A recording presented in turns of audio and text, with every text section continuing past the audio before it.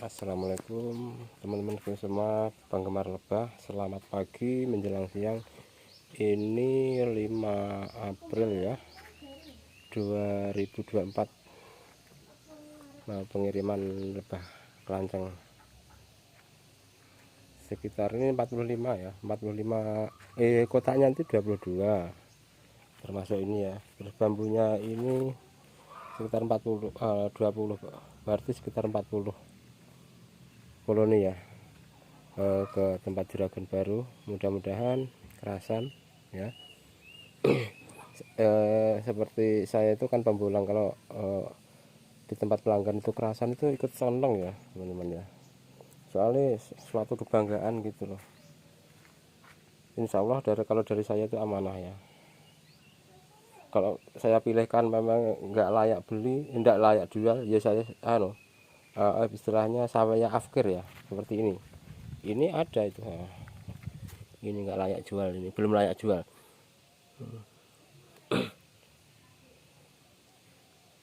Nah, kayak gini ya teman-teman, ini mau tak kirim ke tempat pelanggan ya.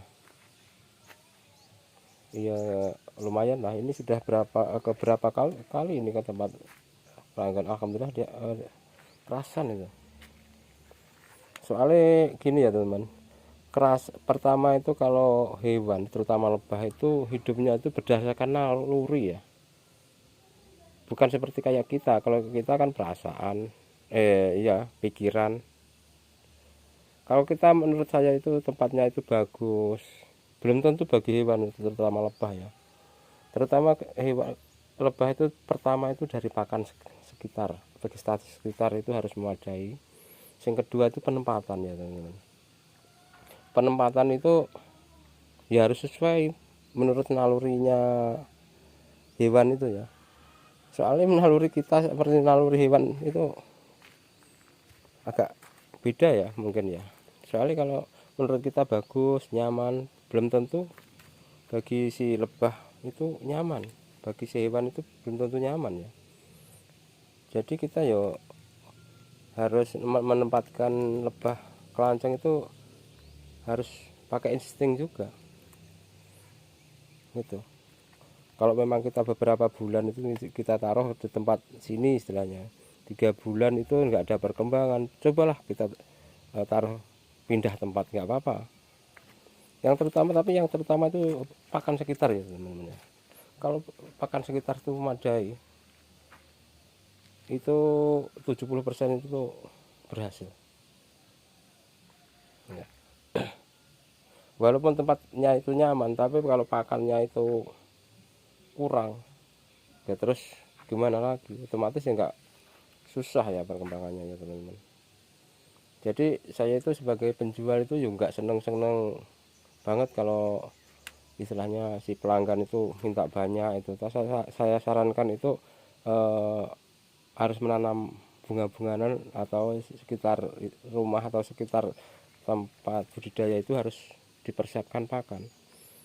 Sebenarnya nggak begitu sulit sih ya. Kalau di tempat kita itu nggak ada bunga, itu ke tempat tetangga itu biasanya kan nanam kembang, bunga-bunga, atau bunga duren, bunga itu yang untuk pakan ternak itu. Kalau kan sering berbunga seperti pohon itu ketela karet itu ya, bunganya itu seneng banget itu ya. Ini ya teman-teman, bunganya itu seneng banget. Untuk si lebah ini, lebah rena, lebah kelanceng itu bunga itu kayak bunga AMP kayak ini ya. Nah ini juga seneng banget ini kayak gini. Saya makanya kan menanam kayak gini. Ini Kaliandra pagoda itu saya tebang, soalnya saya perbarui ya, supaya itu nanti ada tumbuh lagi, terus langsung ada bunganya. Biasanya ini bunga santan barusan berbunga ya ini ya. Biasanya kalau berbunga itu kemarin sudah saya videokan ya, yang bunga santos yang lebat banget itu ya. Ini AMP barusan saya nanam kayak gini ya. Ini AMP ini Kaliandra luciana ini ya. Nah ini kan ada kelancengnya itu ya, kelihatan nggak ada ya, lumayan sih. Nah itu kelihatan enggak? Nah gitu ya. Nah, itu suka sih, ya mau sih, tapi nggak begitu suka sama si AMP, terus terutama ini teman-teman. Nah ini apa itu namanya, saya eh, namain itu pukul 8, soalnya kalau sekitar pukul 8 itu baru mekar ya bunga gini. Nah ini oke ya teman-teman, ini tak persiapkan dulu gimana caranya saya ngepak ini ya, soalnya ya alhamdulillah, soalnya perjalanan lumayan jauh teman-teman, mengantarkan ke tempatnya itu ya. Ya kita harus menyiapkan itu di jalan itu supaya nggak rewel atau gitu ya.